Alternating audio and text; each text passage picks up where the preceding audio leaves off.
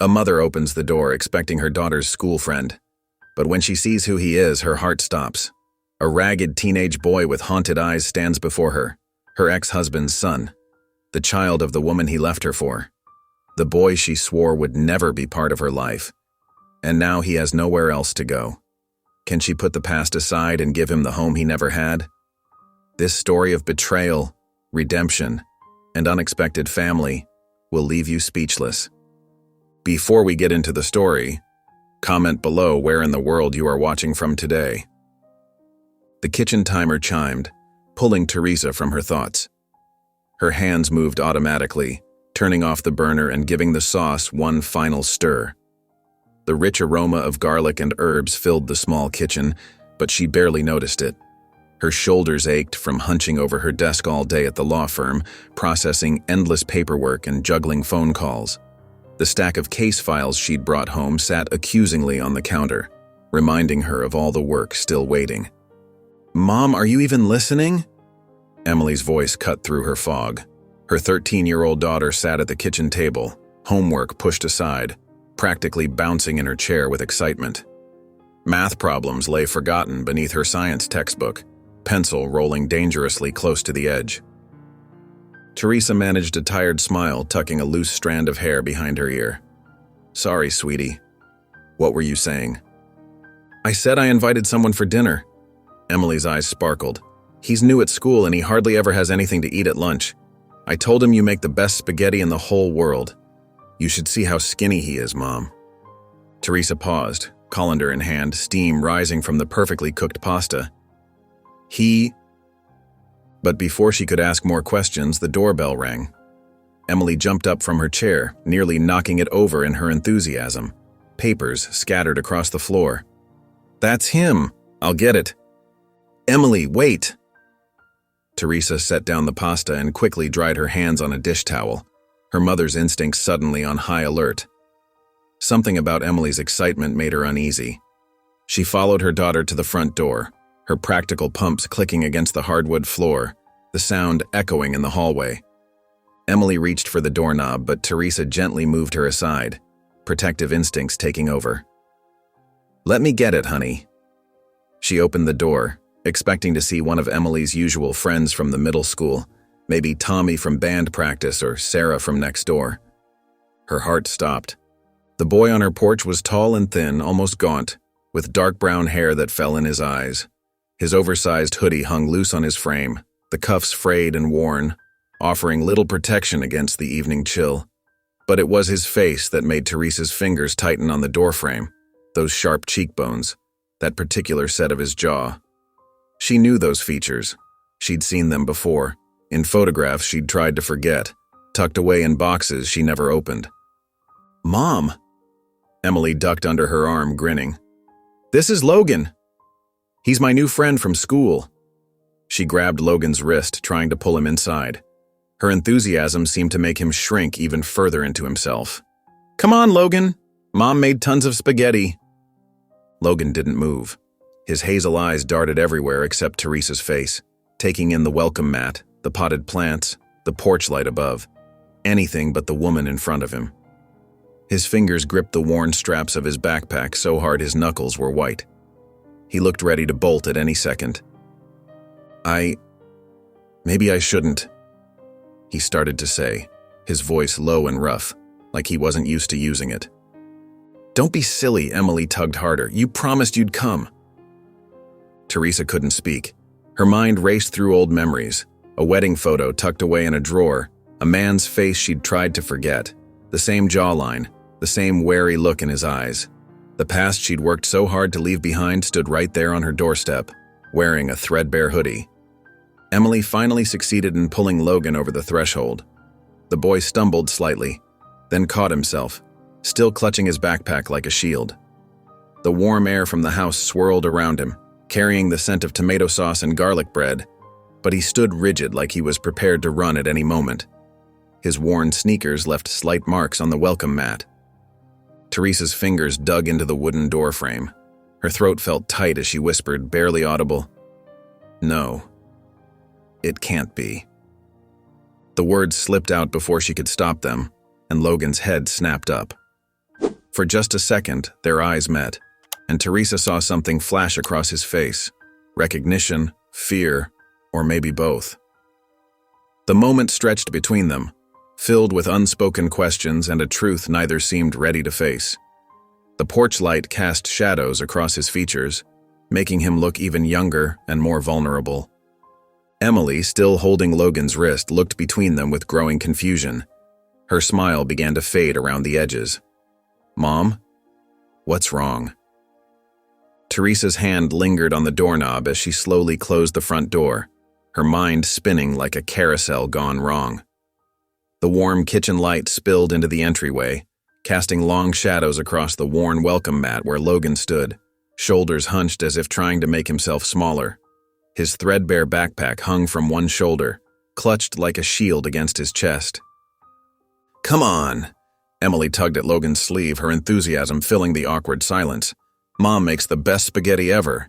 You'll love it." She bounced toward the kitchen, her ponytail swinging, completely oblivious to the tension crackling in the air. The smell of garlic and tomato sauce wafted through the house, a comforting aroma that seemed at odds with the nervous energy filling the space. Logan took careful steps into their home, his worn sneakers barely making a sound on the hardwood floor. His eyes darted from corner to corner, taking in the family photos on the walls, the stack of mail on the side table, the coat rack with its messy collection of jackets. A math test with a bright red A+ was proudly displayed on the refrigerator. Teresa recognized that look. It was the same one she'd seen in Rescued Strays, always ready to bolt at the first sign of danger. Emily bustled around the kitchen table, humming as she grabbed an extra plate from the cabinet. The ceramic clinked against the wood as she set it down, arranging the fork and knife with unusual care. "You can sit here, Logan," she said, patting the chair next to hers. She'd already filled 3 glasses with water, ice cubes clicking softly against the sides. Teresa's hands shook as she carried the pot of spaghetti to the table. Steam rose from the pasta, but she barely noticed the heat. Her eyes kept drifting to Logan's face, to those familiar sharp cheekbones, that stubborn set of his jaw. David's features, stamped so clearly on this boy's face, sent waves of memory crashing over her. The resemblance was like a punch to the gut, stealing her breath each time she looked at him. She remembered that rainy Tuesday when David had packed his bags, the way he'd avoided her eyes as he admitted to the affair, to the baby on the way. The countless nights she'd spent holding Emily, both of them crying, trying to explain why Daddy wasn't coming home. The brutal custody hearings, the whispered gossip at Emily's school, the pitying looks from neighbors. Each memory felt fresh, like wounds that had never quite healed. Logan sat rigid in his chair, his fingers working at a loose thread on his sleeve. The hoodie was at least 2 sizes too big, hanging off his thin frame like a shadow. The cuffs were frayed, the color faded from too many washes. Teresa mechanically served the food, muscle memory taking over where conscious thought failed her. The steam fogged up her glasses, giving her a moment to compose herself. The only sound for several moments was the scrape of forks against plates and Emily's cheerful chatter about her science project.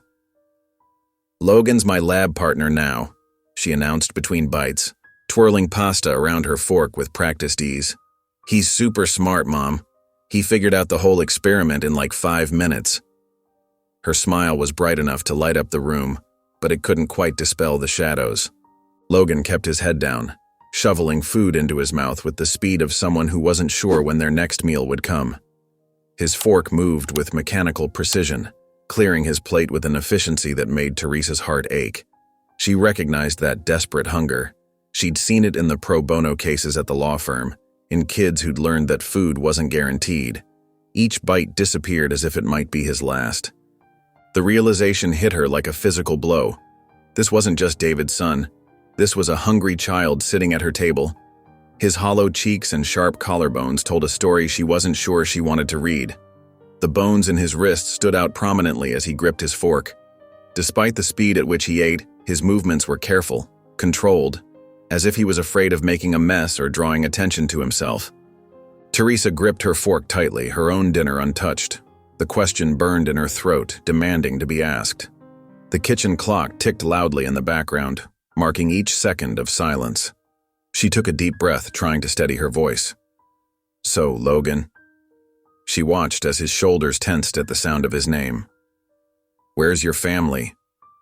Logan's fork stopped halfway to his mouth, frozen in midair. A single strand of spaghetti hung suspended, trembling slightly. The kitchen fell silent except for the soft hum of the refrigerator and the gentle tick of the wall clock. Logan's fingers tightened around his fork, his knuckles turning white. Teresa's question hung in the air between them, heavy and unavoidable. The steam from their untouched dinner plates rose in thin wisps, disappearing into the tension-filled air. "Yeah," Emily chimed in, her innocent curiosity making the moment even more painful. "Why haven't I met your parents? Do they work late like Mom sometimes does?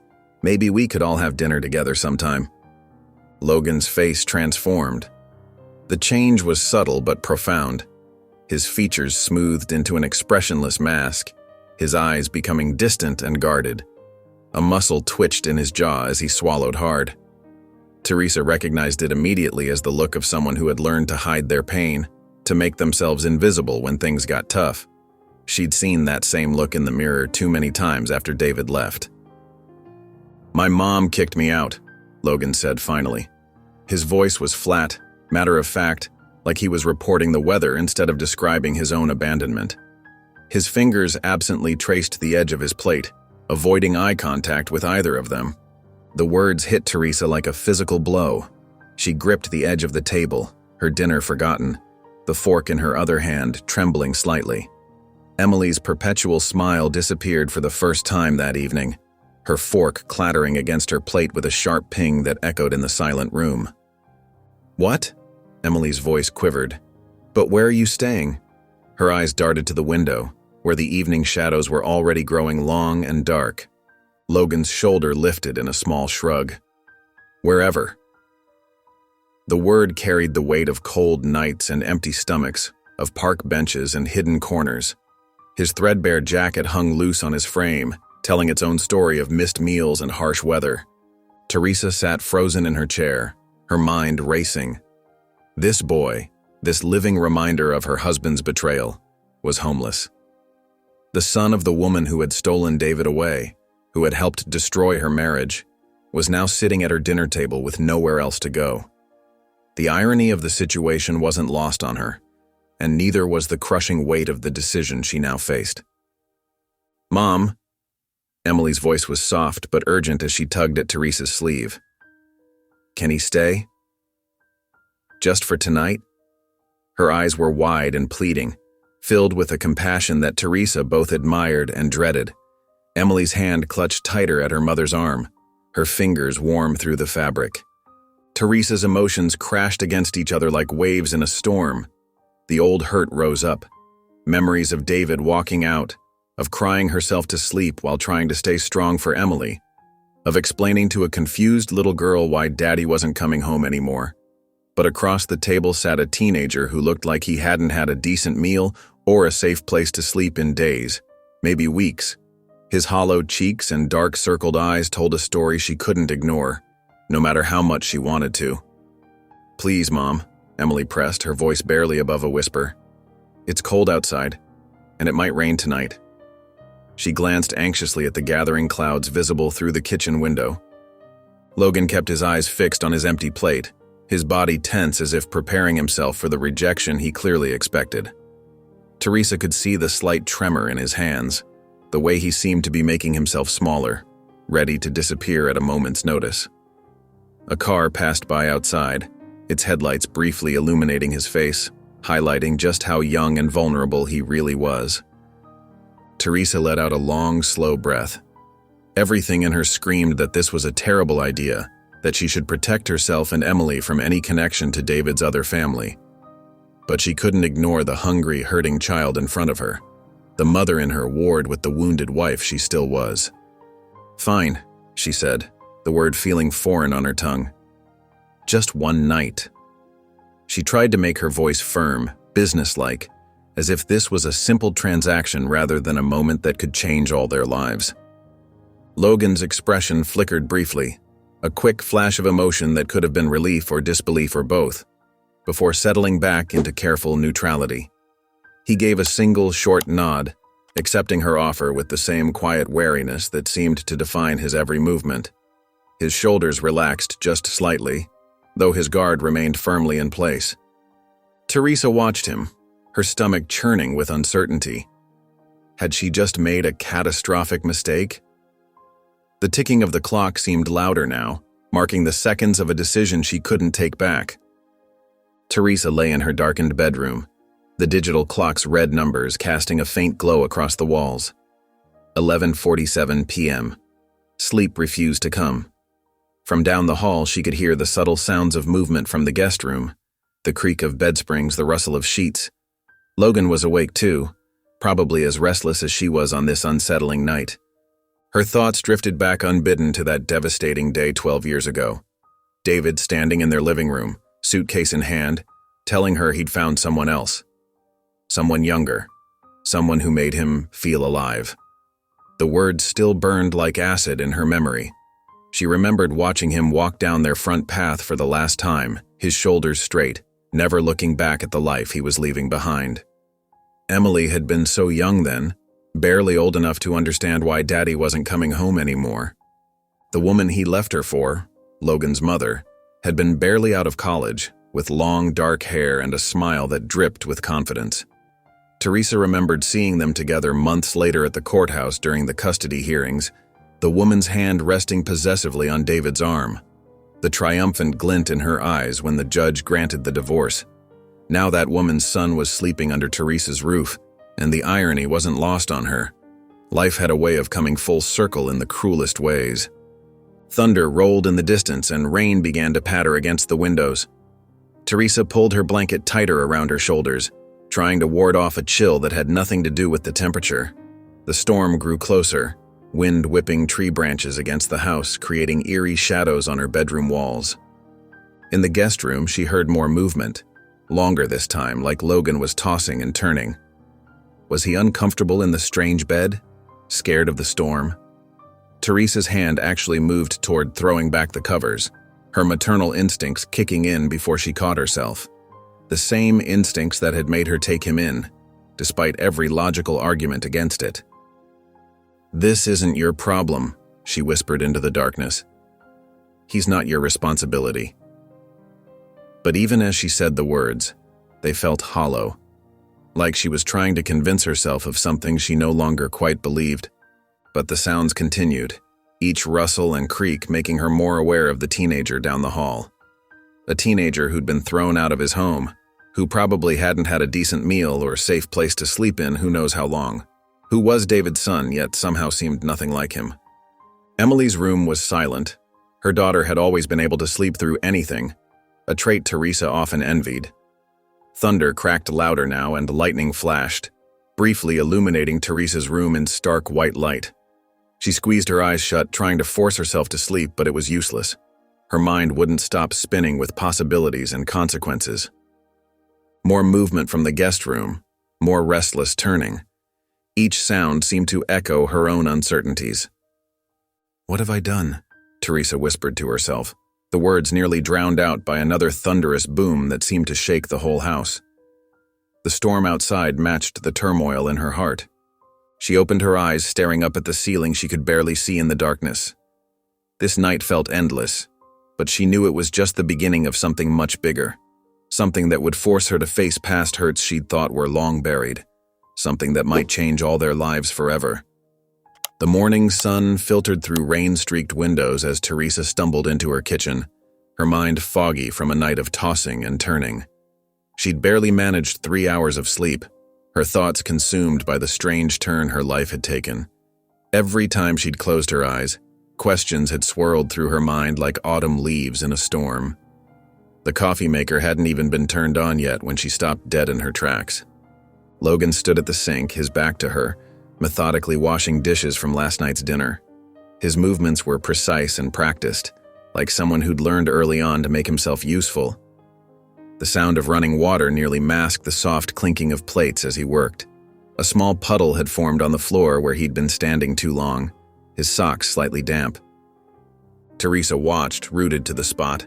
The sight stirred something uncomfortable in her chest, a mixture of pity and wariness she couldn't quite untangle. Here was David's son, the child of the woman who'd stolen her husband, trying so hard to earn his keep. His shoulders were tense like he could sense her presence but didn't dare acknowledge it, as if any wrong move might get him thrown out. The morning light caught his profile, and Teresa's breath caught. The resemblance to David was even more striking in daylight. The same sharp jaw, the same dark hair that fell slightly across his forehead. But where David had always carried himself with easy confidence, Logan seemed to want to disappear into the shadows, making himself as small as possible. Emily's footsteps thundered down the stairs, breaking the moment. "Morning, Mom! Morning, Logan!" She bounded into the kitchen, already dressed for school, her backpack slung over one shoulder and her ponytail swinging with each step. Her energy filled the quiet space, pushing back the awkwardness like sunshine breaking through clouds. Teresa finally found her voice. "You didn't have to do that." The words came out softer than she'd intended, almost gentle despite her reservations. Logan's shoulders hunched slightly, his fingers tightening around the plate he held. "It's nothing," he mumbled, placing another dish in the drying rack with careful precision, as if afraid the slightest noise might draw too much attention. "Mom, I can't wait to show Logan around school today." Emily practically bounced with excitement, completely oblivious to the tension in the room. "He just started yesterday, and he barely knows where anything is. He got lost trying to find the cafeteria." Teresa's stomach dropped. "What do you mean, bring him with you?" Her hands gripped the counter behind her, seeking stability. Emily rolled her eyes the way only a 13-year-old could, exasperated at having to explain something so obvious. "He's in my school, Mom. Remember? That's how we met. He's new, and I promised to help him find his classes and introduce him to everyone and show him where the best lunch tables are and—" Teresa's mind raced, her thoughts tumbling over each other like dominoes. School. Of course he was in school. He was what, 16? But if he was going to school, that meant this wasn't just about one night of shelter. This was bigger, more complicated. This was about a life being interrupted, about responsibilities she wasn't sure she was ready to take on. The water shut off with a squeak of the faucet. Logan dried his hands on the dish towel, still not meeting her eyes, his movements careful and deliberate. His voice was barely above a whisper when he asked, "Can I stay another night?" His fingers worried the edge of his worn hoodie as he waited for her answer, the fabric fraying slightly under his nervous touch. The question hung in the air, heavy with implications. Teresa could feel Emily's hopeful gaze on her, bright and eager, could see the way Logan's shoulders tensed as if bracing for rejection. The kitchen clock ticked loudly in the silence, counting down the seconds until she had to make a decision that could change all their lives. Teresa's footsteps traced an endless path across her living room carpet. Back and forth, her arms wrapped tightly around herself as if trying to hold all her scattered thoughts together. The morning light streamed through the windows, but it did nothing to warm the chill of uncertainty in her chest. Her stomach churned with each turn she made, her mind racing through all the possible ways this situation could go wrong. The doorbell's chime made her jump. Melissa Green stood on her doorstep, 2 coffee cups in hand and concern etched across her face. One look at Teresa's expression and Melissa's eyebrows drew together, her usual cheerful demeanor instantly shifting to worry. "You look like you've seen a ghost," Melissa said, stepping inside. The familiar scent of hazelnut coffee followed her as she set the cups on the kitchen counter and turned to face her friend. "What's wrong?" Teresa ran her fingers through her uncombed hair, wincing as they caught on a tangle. "Emily brought home a boy from school yesterday." A knowing smirk crossed Melissa's face. "Oh no, is she already dating? I thought we had a few more years before—" "Not like that." Teresa's voice cracked like thin ice. "It's David's son." The smirk vanished from Melissa's face as if it had been wiped away. Her eyes widened, then narrowed dangerously. "What?" Teresa sank onto her couch, the words spilling out in a rush like water from a broken dam. She told Melissa everything, about opening the door to find Logan standing there, about Emily's innocent plea for him to stay, about his mother kicking him out. Her voice trembled as she described his hollow cheeks and threadbare clothes, the way he seemed to make himself smaller whenever an adult moved too quickly. He has nowhere else to go, Mel. What was I supposed to do? Turn him away? Melissa paced now, her coffee forgotten and growing cold on the counter. Teresa, this is not your responsibility. Her voice rose with each word, echoing off the walls. That boy is David's problem. David's mess, not yours. I didn't ask for this. Teresa threw her hands up in frustration. He was just there, standing on my doorstep like some kind of... She trailed off, unable to finish the thought that hung heavy in the air. Like some kind of what, karma? Melissa sat beside her, gripping her hand with fierce protectiveness. Listen to me. You don't owe that family anything. David walked out on you and Emily. His other woman, that boy's mother, they broke up your marriage. And now their problems are literally on your doorstep? It's not fair to you. Teresa stared at her hands, noticing how tightly she'd been wringing them. But he's just a kid. A kid with two parents who should be taking care of him, Melissa countered, her tone gentler but still firm. Have you even called David? Does he know his son is homeless? The question hit Teresa like a punch to the gut, stealing her breath. She hadn't even thought about contacting David. The very idea made her chest tighten with anxiety. You need to call him, Melissa pressed. This is his responsibility, not yours. You've got enough on your plate with Emily.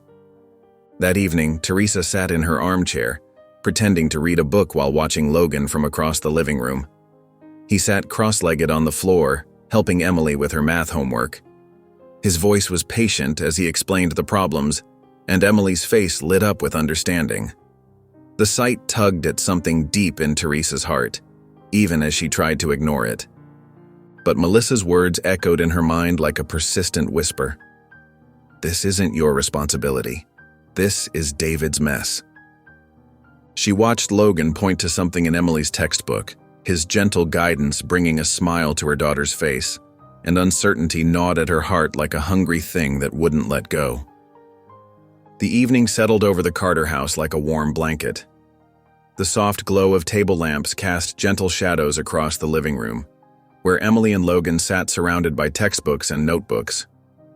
Teresa stood in the kitchen, absently wiping the same spot on the counter over and over, her eyes fixed on the scene before her.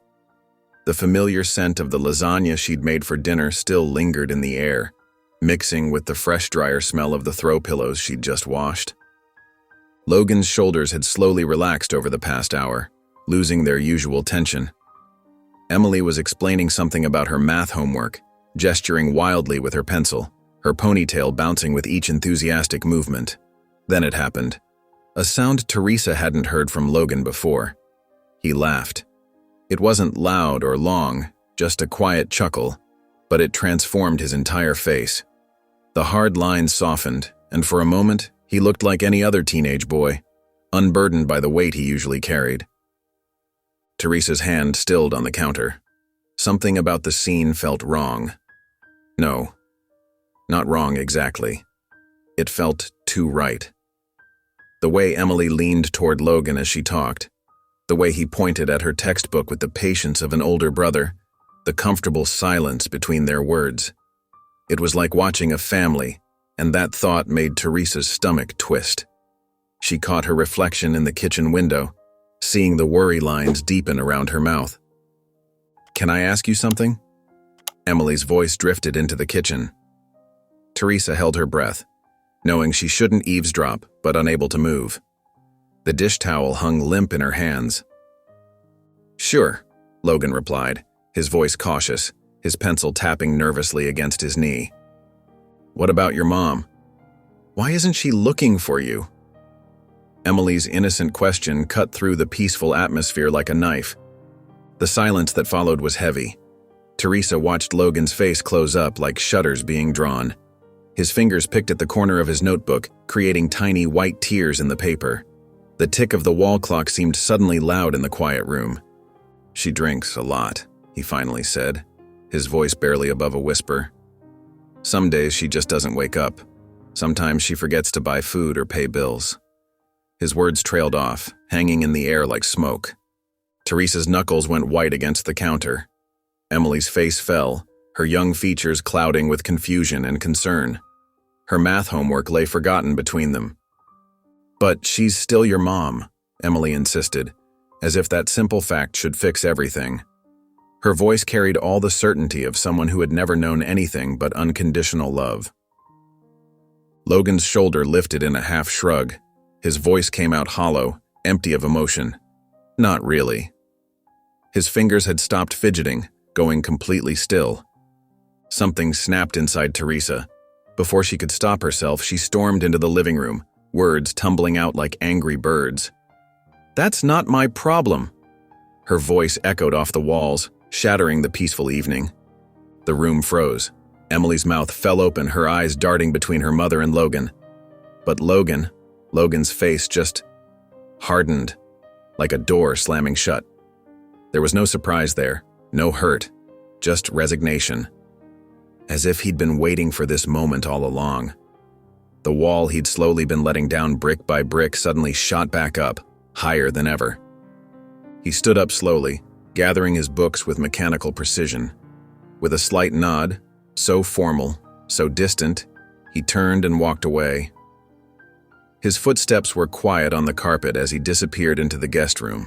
The soft click of the door closing felt like thunder in the silence he left behind. Teresa stood rooted to the spot, her angry words echoing in her ears. Guilt crashed over her like a wave, leaving her cold and shaking. Emily stared at her, tears welling up in her eyes, and Teresa had never felt more ashamed. The comfortable family scene from moments ago lay in ruins around them, broken by her own thoughtless outburst. The morning sun filtered through the kitchen windows, casting long shadows across the linoleum floor. Teresa's bare feet padded quietly down the hallway, her mind still heavy with yesterday's harsh words. The sound of metal clicking against wood made her pause at the kitchen entrance, her hand resting on the door frame. Logan knelt on the floor, a screwdriver in his hand, methodically adjusting the hinges of the bottom cabinet door that had been squeaking for months. His movements were precise, almost mechanical, each turn of the screwdriver deliberate and careful. A small toolbox lay open beside him, one Teresa recognized from the garage, its red paint slightly chipped from years of use. Her throat tightened as she watched him work. Each careful movement spoke volumes. Fix things. Be useful. Don't be a burden. Stay. It was the silent language of a child who'd learned to trade services for security. "You don't have to do that," Teresa said softly, her voice breaking the morning quiet like a pebble dropping into still water. Logan's hand stilled for a moment, but he didn't look up. "I don't mind," he replied, his voice flat, practiced in its neutrality. The hinge was loose. It just needed tightening. Teresa moved to the kitchen table and slowly lowered herself into a chair, the wood creaking slightly beneath her. For the first time, she really looked at him, not as David's son or as an unwanted reminder of the past, but as a person. His clothes were worn but clean, the edges of his t-shirt slightly frayed but carefully pressed. His hair, though messy, showed signs of being recently washed. He was trying so hard to be presentable, to be worthy, and the realization made something in her chest ache. "What happened with your mom?" The question slipped out before she could stop it, hanging in the air between them like morning mist. Logan's hands froze on the screwdriver. The silence stretched between them, broken only by the gentle hum of the refrigerator and the distant chirping of birds outside. Finally, he spoke, his voice barely above a whisper. "Dad left when I was 10, just disappeared one day." His hands resumed working, but slower now, less precise.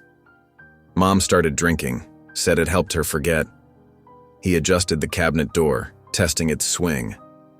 It wasn't so bad at first, but then she lost her job, started staying in bed all day, curtains drawn like she was hiding from the world. Teresa's hands clenched in her lap as Logan continued, his voice detached, as if he were telling someone else's story, someone he'd read about in a newspaper. Some days she'd forget to buy food. Other days she'd forget I existed. He shrugged, a small, defensive movement that seemed to make him even smaller. Then one day she just stopped trying. Stopped caring if I came home. Stopped caring about anything. It was like living with a ghost. Teresa sat there, stunned. She'd imagined scenarios, sure, neglect, arguments, typical teenage rebellion.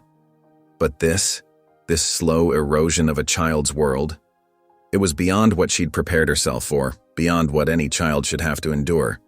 Logan finished with the cabinet, closing it with a soft click. It swung perfectly now, without a sound, a small victory in a world that had given him so few.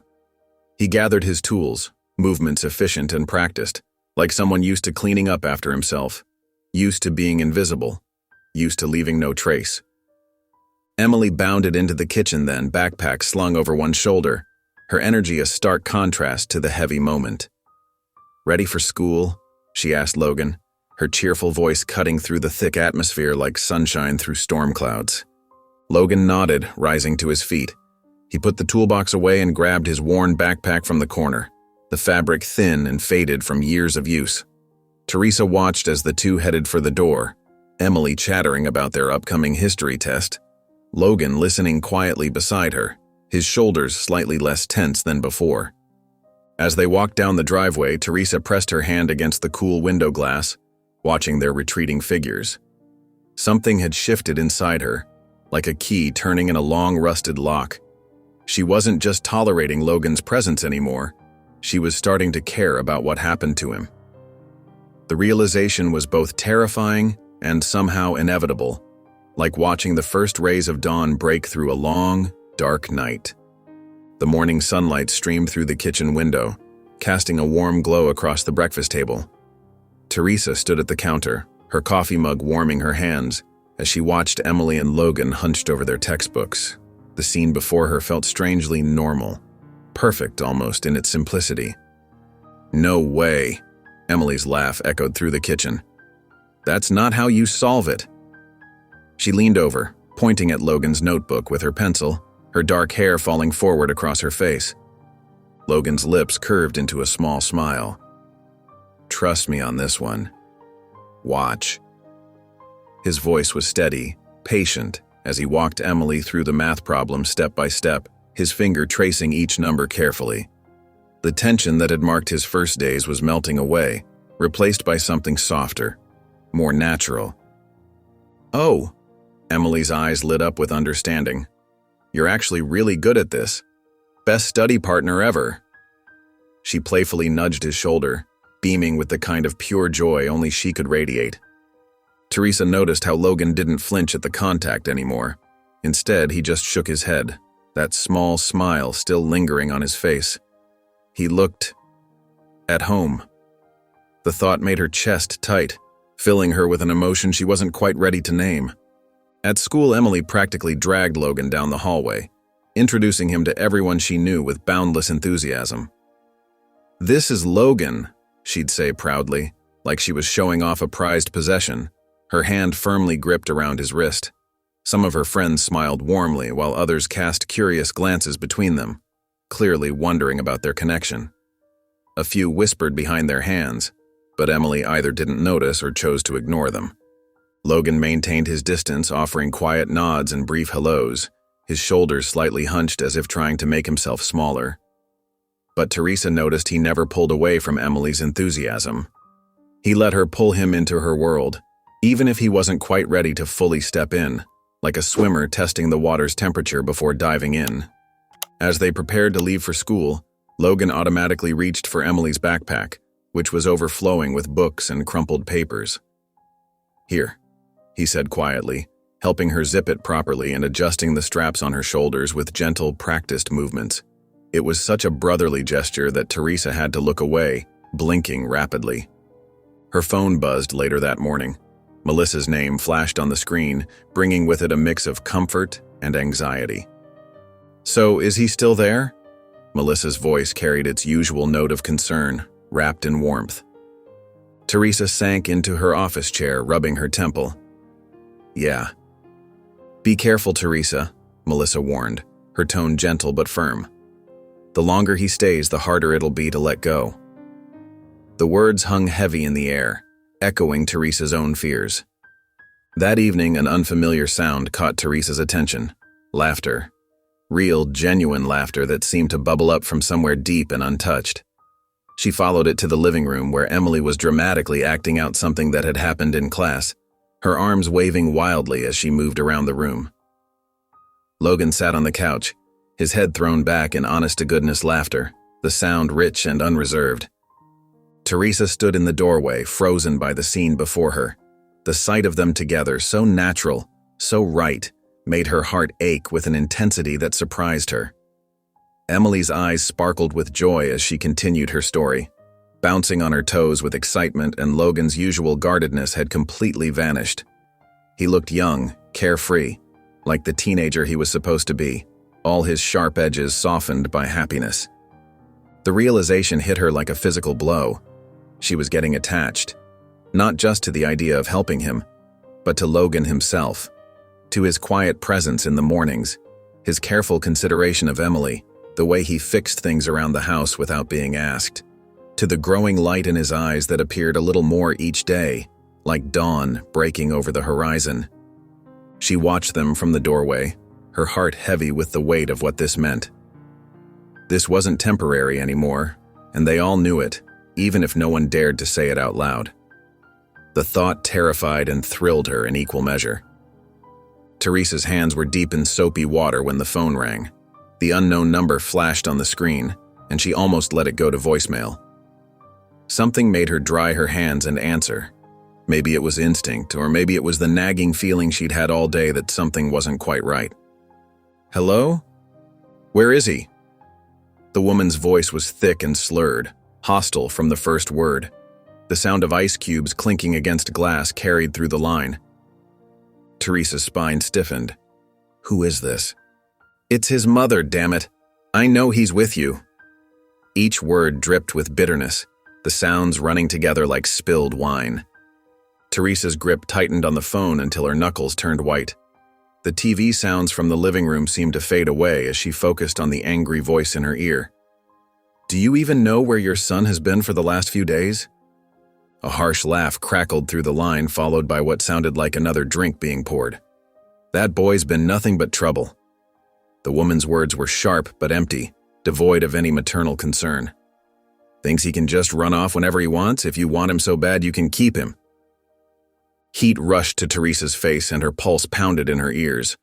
Her free hand clenched into a fist so tight her nails bit into her palm. How could anyone speak about their child this way? The casual dismissal in the woman's tone made Teresa's stomach turn, reminding her too much of her own past hurts. She opened her mouth to respond, but movement caught her eye. Logan stood in the kitchen doorway, his face a mask of carefully controlled emotion. But his eyes, they told a different story. They were wide with recognition, filled with a pain so raw it made Teresa's chest ache. His shoulders hunched slightly, as if bracing for a blow. Teresa quickly pressed the end call button, but it was too late. Logan knew. The slight tremor in his shoulders said it all. The way he wrapped his arms around himself, like he was trying to hold himself together, broke something inside her. Without a word, he turned and walked away. His footsteps were silent on the carpet, but to Teresa, each step echoed like thunder. She watched him disappear down the hallway, knowing she'd just witnessed the crumbling of whatever fragile trust he'd started to build. The weight of his pain settled over the kitchen like a heavy blanket. The phone felt heavy in her hand. She set it down on the counter, the plastic clicking against the tile seeming too loud in the sudden silence. The half-washed dishes sat forgotten in the sink, soap bubbles slowly dissolving in the cooling water. A testament to how quickly a moment could change everything. Teresa's heels clicked against the wooden floor as she entered her house, her work bag heavy on her shoulder after a long day at the law firm. The familiar sound of voices drifted from the kitchen, and she paused, expecting Logan to retreat to his room like he had since overhearing that phone call. Her fingers tightened around the strap of her bag, bracing for another evening of careful silence. Instead, she found him at the kitchen table with Emily, textbooks spread out between them. Emily's math homework lay open, covered in pencil marks and eraser smudges. The afternoon sunlight streaming through the window cast warm shadows across their bent heads. "No, see, you're getting closer," Logan was saying, his voice gentle. Try working backward from the answer. Sometimes that helps. His finger traced the problem on the page, showing Emily where to start. Emily groaned, dropping her head onto her arms. I hate algebra. Who even invented this stuff? It's like they're trying to torture us on purpose. Teresa stood in the doorway, watching. Logan was different today. His shoulders were tense, his responses shorter. The easy comfort from earlier in the week had vanished, replaced by a careful distance. But he was still here, still showing up for Emily. Something about that made her heart squeeze. Come on, Logan nudged Emily's arm. One more try. You're almost there. Emily lifted her head, sighing dramatically. Fine, but only because you explain it better than Mrs. Peterson. She just talks in circles until everyone's confused. Teresa couldn't help but notice how natural they looked together.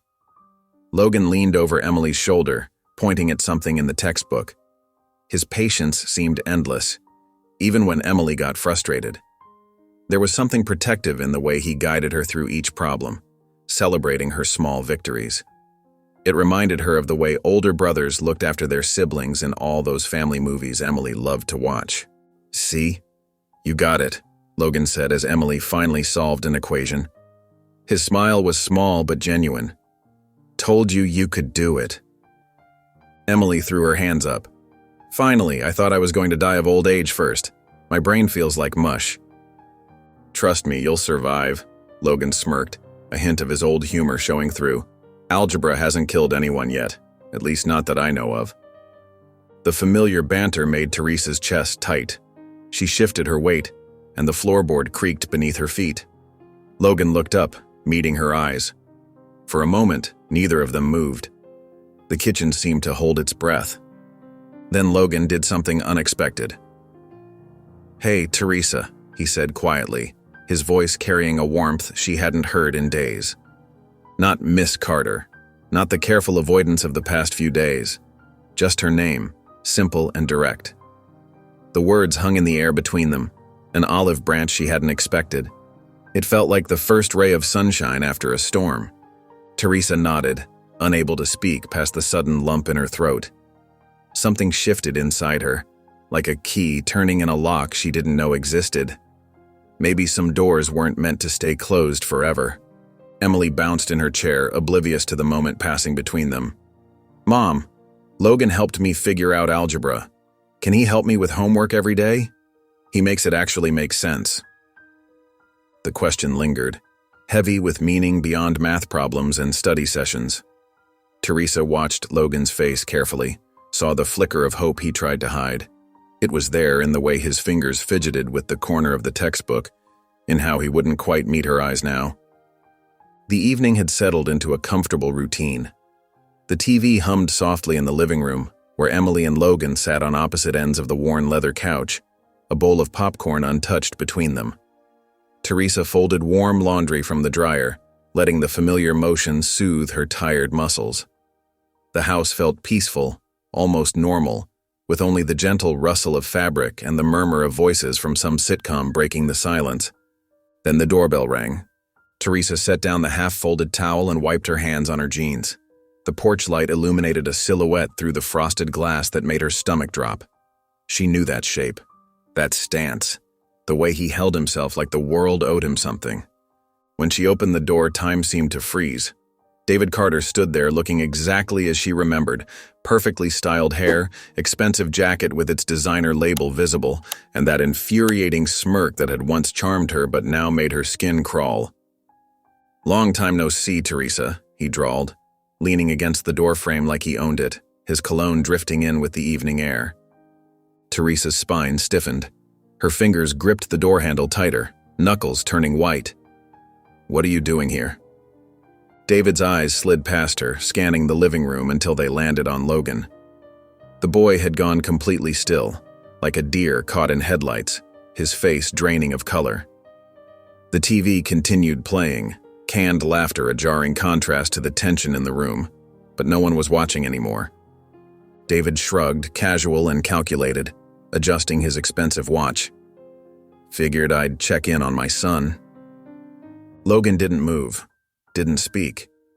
His face was carefully blank, but Teresa saw his hands curl into fists at his sides, trembling slightly. Emily looked between them, confusion written across her face as she inched closer to her brother. "You don't get to show up after years of nothing and pretend to care," Teresa said, her voice sharp enough to cut glass, every word precise and measured. David chuckled, the sound hollow and condescending, running a hand through his perfectly coiffed hair. "Relax. Just wanted to see how my kid was doing." Teresa saw right through him. This wasn't about Logan, it never had been. David Carter didn't do anything unless it benefited him. He was here because someone must have mentioned his homeless son, and he couldn't have that reflecting poorly on him. Couldn't risk his carefully crafted image being tarnished. The rage that bubbled up in Teresa's chest surprised her with its intensity, hot and fierce and protective. This man had abandoned not just her and Emily, but his own son. Left him with an alcoholic mother. Never looked back. Until now, when his reputation might be at stake. Teresa squared her shoulders, drawing herself up to her full height, feeling strength flow through her like steel. Her voice was pure ice when she spoke. "Get off my porch, David." She slammed the door in his face, the sound echoing through the house like a thunderclap. Behind her, Logan released a shaky breath he'd been holding, his shoulders finally dropping from their rigid position. Emily reached for his hand, and this time he didn't pull away. The door slammed with a satisfying thud, but Teresa's heart hammered against her ribs. She turned to face the living room, where Logan stood like a statue, his shoulders rigid and jaw clenched tight. Emily's eyes darted between them, her usual cheerful expression replaced with worry, her fingers twisting anxiously in the hem of her t-shirt. "What's happening?" Emily asked, her voice small. "Why is Dad here?" Before anyone could answer, David's fist pounded against the door again. The sound echoed through the quiet house like thunder, making the family photos on the wall rattle. "Come on, Teresa. Just let me talk to my son." Logan took a step backward, his sneakers squeaking against the hardwood floor. His face remained blank, but his hands trembled slightly at his sides, and his chest rose and fell in quick, shallow breaths. Teresa recognized that look. It was the same one she'd worn years ago when David had walked out on her and Emily, leaving nothing but a hastily scribbled note on the kitchen counter. Teresa moved closer to Logan, keeping her voice gentle despite the anger burning in her chest. The familiar protective instinct she'd developed with Emily surged through her veins. "Do you want me to open the door?" Logan swallowed hard, his Adam's apple bobbing. When he spoke, his voice was barely above a whisper, cracking slightly. "No." Teresa nodded and turned to the door, clicking the deadbolt into place with determined fingers. The metal felt cool and reassuring against her skin. "Then he's not coming in." David's knocking grew more insistent, each blow making the door frame shudder. "Teresa, you can't keep him from me. I have rights." She ignored him, focusing instead on Logan and Emily. Her daughter had moved closer to Logan, wrapping her small hand around his. The simple gesture seemed to ground him somewhat, though his eyes remained fixed on the door, wide and wary beneath his furrowed brows. The pounding continued for what felt like hours but was probably only minutes. David's voice grew increasingly frustrated, his words becoming sharp and bitter, cutting through the evening air like knives. "This isn't over, Teresa." Finally, the sound of footsteps retreating down the porch steps broke through the tension. A car door slammed, an engine roared to life, and tires screeched against pavement as David sped away into the night, leaving behind only the lingering scent of exhaust and the echo of his threats. Logan hadn't moved an inch. His breathing was shallow, his eyes still locked on the door as if expecting David to burst through at any moment. A muscle twitched in his jaw, betraying his carefully maintained composure. Teresa stepped forward carefully, placing a gentle hand on his shoulder, feeling the tension in his muscles. "You're safe here," she said softly, meaning every word with everything she had. Logan's only response was a slight nod, but he remained focused on the door, as if waiting for the next blow to fall. The evening shadows lengthened around them, but none of them made a move to turn on the lights, standing together in the growing darkness. The morning sun streamed through the kitchen windows, but its warmth couldn't reach Logan. He sat motionless at the table, his scrambled eggs growing cold on the plate before him. Dark circles shadowed his eyes, evidence of a sleepless night spent tossing and turning.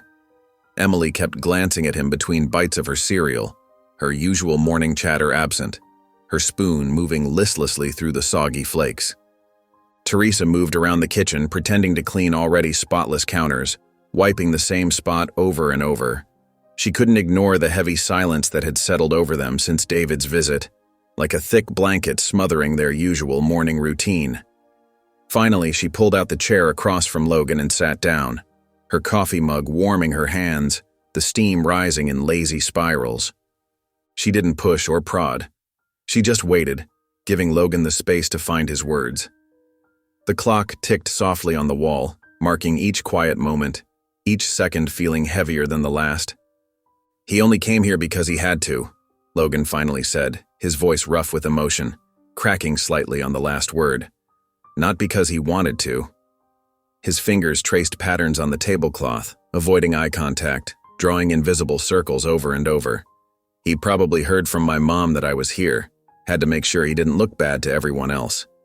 Teresa's heart squeezed painfully in her chest, a familiar ache she knew too well. The bitter truth in his words stung. She knew David too well, had experienced his superficial care firsthand. Everything was always about appearances with him, never about genuine care or love, always calculating what others might think. Emily set her spoon down with a clatter that made Logan flinch. "Well, if he didn't want you, that's his loss," she declared, her young voice filled with fierce conviction, her chin lifted in defiance. "We do. We want you here." Logan's fingers tightened around his fork until his knuckles turned white, the metal pressing deep into his palm. He didn't respond, but Teresa noticed how he swallowed hard, fighting back emotion, his jaw clenching and unclenching rhythmically. The phone rang, breaking the moment with its shrill tone. Teresa recognized Melissa's number on the caller ID and stepped into the living room to answer it, her sock-covered feet silent on the hardwood floor. "I heard what happened," Melissa said without preamble, her voice tight with concern. "David showing up like that? The nerve of that man, after all this time."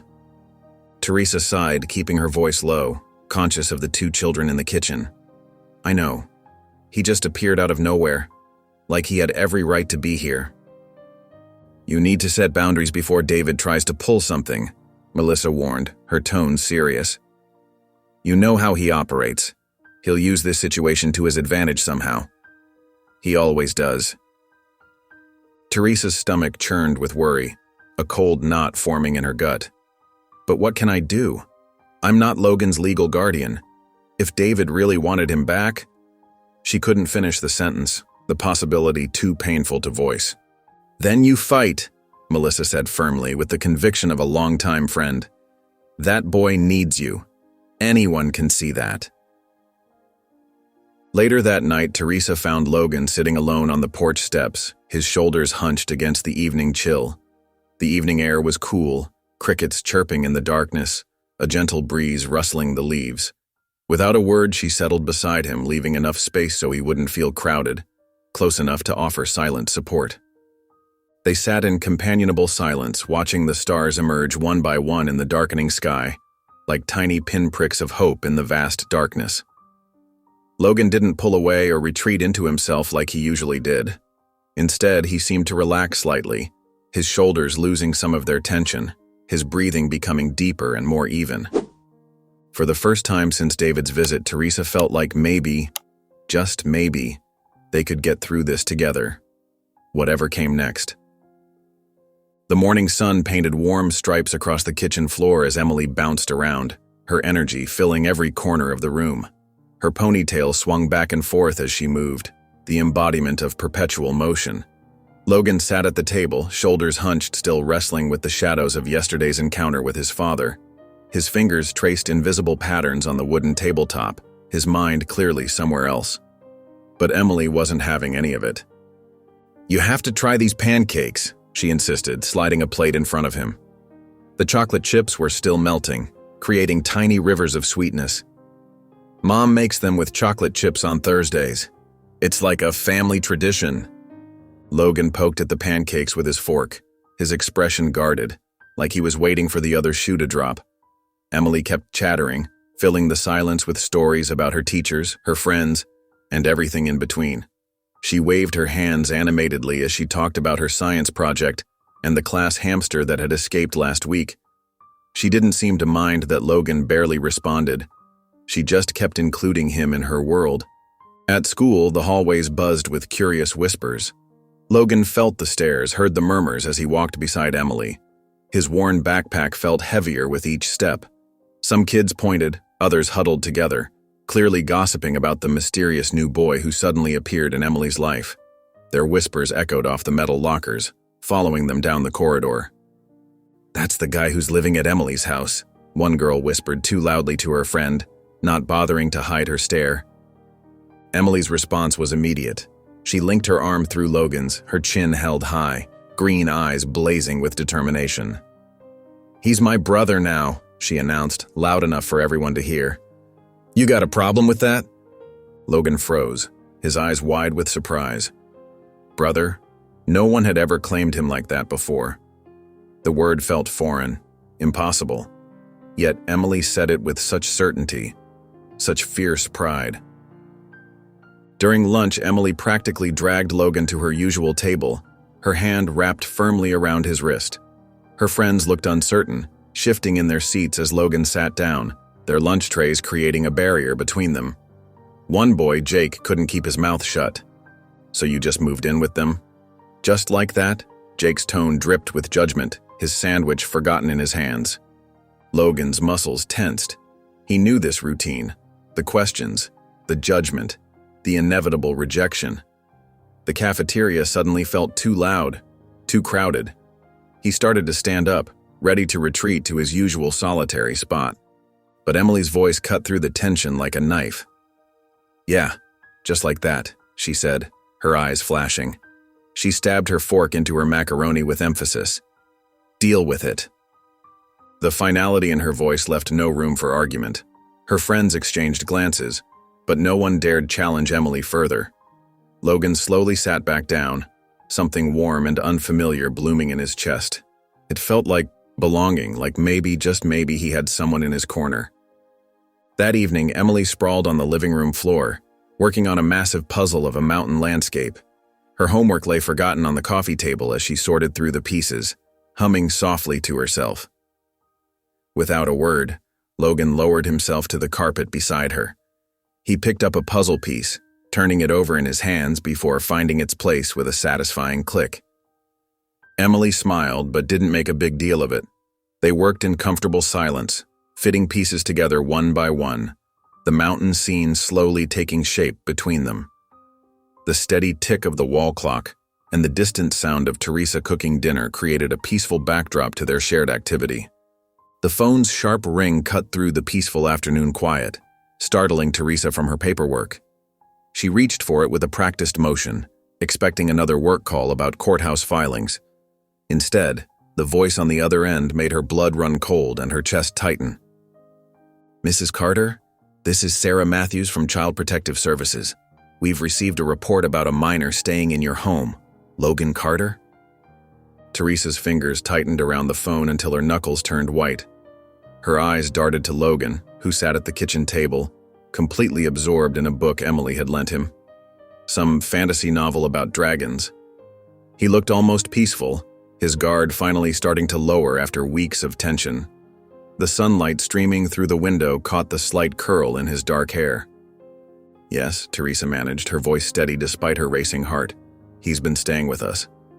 "We'll need to do a home visit today," the social worker said, her tone leaving no room for negotiation. "To assess the situation." Teresa's stomach dropped like a stone. She knew this moment would come eventually, but she wasn't prepared. Not yet. She watched Logan turn a page, completely unaware that his fragile new world could crumble in an instant. The peaceful domesticity of the scene made her heart ache. An hour later, the doorbell rang with an ominous chime. Sarah Matthews stood on the porch, a tall woman with kind eyes but a no-nonsense demeanor, her gray suit perfectly pressed. The moment she stepped inside, Logan's entire body went rigid, his shoulders hunching forward protectively. Teresa recognized that look. It was the same one he'd worn when he first arrived, like a cornered animal ready to run at the slightest sudden movement. "Hello, Logan," Sarah said gently, trying to soften her professional demeanor. "I'm here to talk about your living situation." Logan's eyes darted to Teresa, then back to the social worker. His fingers gripped the edge of the table so hard Teresa worried the wood might splinter. Sarah sat down, pulling out a notepad and clicking her pen with practiced efficiency.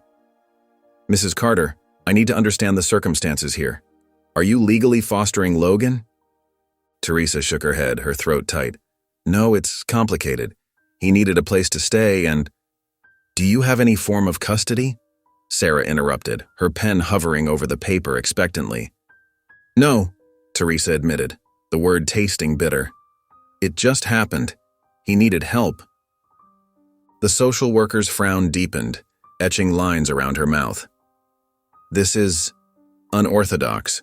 Without proper documentation or legal guardianship, this situation is problematic." Emily appeared in the doorway, her face pinched with concern, twisting the hem of her t-shirt nervously. Logan's knuckles were white where they gripped the table, his breathing shallow and quick. Sarah turned to Logan, her voice gentler than before. "Logan, I need to ask you something important. Do you want to be here?" The room fell silent, heavy with tension. Logan looked at Teresa, who had given him a home when no one else would, who made sure he ate 3 meals a day. At Emily, who had claimed him as family without hesitation, who left notes in his lunchbox every day. Finally, he met the social worker's gaze. "Yes," he said, his voice quiet but firm, carrying the weight of absolute truth. The morning sun cast long shadows across Teresa's bedroom as she lay awake, her mind racing with worry. Sleep had been elusive, replaced by endless scenarios of what might happen to Logan. Each time she dozed off, another anxious thought had jolted her back to consciousness. She pushed herself out of bed, her movements heavy with exhaustion and dread, running her fingers through her tangled hair. The wooden stairs creaked under her feet as she made her way down, each step echoing in the quiet house. That's when she saw him. Logan sat motionless on the living room couch, still in yesterday's wrinkled clothes, staring at nothing. His shoulders were hunched, hands clasped tightly in his lap, knuckles white from the pressure. The sight made her chest ache with a familiar helplessness. "Hey," she said softly, not wanting to startle him in the early morning stillness. Logan's eyes flickered up briefly before returning to the floor, his face pale in the dim light. Dark circles under his eyes suggested he hadn't slept either, matching her own sleepless night. Teresa settled into the armchair across from him, taking a deep breath to steady herself. The fabric felt cool against her palms as she gripped the armrests. "We need to talk." The change was instant. Logan's entire body went rigid, his jaw tightening until she could see the muscle twitch. It was a familiar response, the same tension she'd seen when David showed up at their door, bringing chaos into their carefully built peace. "Child Services will make their decision soon," she explained, keeping her voice gentle, trying to mask her own fear. "About whether you can stay here." Logan nodded mechanically, his face a careful mask of indifference that didn't quite hide the pain underneath. His fingers picked at a loose thread on his sleeve, a nervous habit she'd noticed over the past weeks, one that appeared whenever he felt threatened. "If they—" Teresa paused, choosing her words carefully, aware of how much weight they carried. "If they decide you can't stay, where would you go?" Logan's laugh was hollow, barely more than a whisper, and it held no trace of humor. "Does it matter?" Teresa leaned forward, reaching for his hand, desperate to bridge the growing distance between them. Logan pulled back sharply, as if her touch might burn him, pressing himself deeper into the couch cushions. The rejection stung, but she understood. He was protecting himself, preparing for another disappointment, just as he'd done countless times before.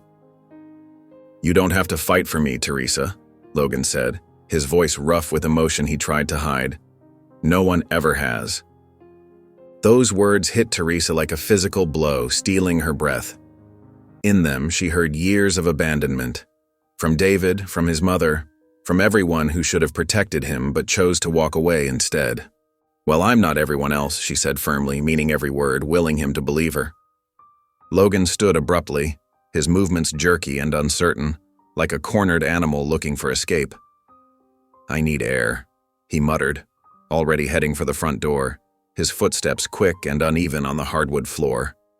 Teresa watched him go, her heart heavy with fear and determination. The screen door slammed shut behind him with a familiar bang, and she remained in her chair, fighting back tears that threatened to fall.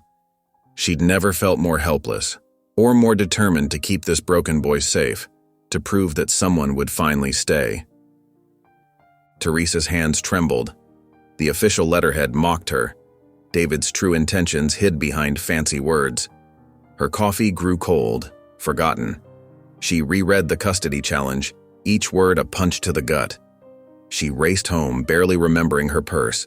The drive was a blur of red and green lights. Her knuckles were white, gripping the steering wheel. Melissa arrived minutes later, worry etched on her face. They sat at the kitchen table, the legal papers a battlefield map between them. "This is crazy," Teresa exclaimed, frustrated. She ran a hand through her hair. "He doesn't care about Logan, never has." Melissa leaned in, calm and strong. "Fight back, Teresa, you know David. It's all about him." "Of course," Teresa whispered, her voice cracking. "He can't stand the thought of Logan happy without him." She called a lawyer. The conversation chilled her to the bone. The lawyer's words echoed, "Without legal guardianship, you have no rights." Emergency custody might work, but it could take weeks they didn't have. Emily stood in the doorway, her face pale. Teresa hadn't noticed her until she heard Emily's frightened whisper. "Mom?" Emily's lip quivered. "They can't take Logan, please." Teresa hugged Emily tight. "I won't let that happen, honey, I promise." Darkness fell.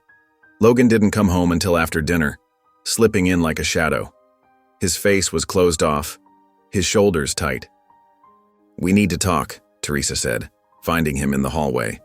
Logan shrugged, avoiding her eyes. He seemed to shrink inside his big hoodie. Teresa took a deep breath. "Your father wants custody." No answer. Another shrug, but Teresa saw it, a tiny tremble in his hands. "Look at me, Logan," she said, her voice firm. "I'm not letting him take you away." Logan's eyes met hers just for a second. Teresa saw it, a tiny spark of hope, quickly hidden again. The night air was crisp and clear, stars twinkling overhead like distant promises. Logan sat on the wooden porch steps, his shoulders hunched against the cold, his worn hoodie offering little protection against the autumn chill. He didn't look up when Teresa opened the screen door, didn't acknowledge her presence as she settled beside him, though she noticed how his shoulders tensed slightly at her approach. The crickets chirped softly in the darkness, their steady rhythm a counterpoint to the distant barking of neighborhood dogs. A car passed by on the street, its headlights briefly illuminating their faces before fading away into the night. Teresa wrapped her arms around herself, fighting the urge to break the silence, knowing from experience that pushing too hard would only make Logan retreat further into himself. Finally, Logan's voice cut through the quiet, barely above a whisper, rough with emotion. "You're making a mistake."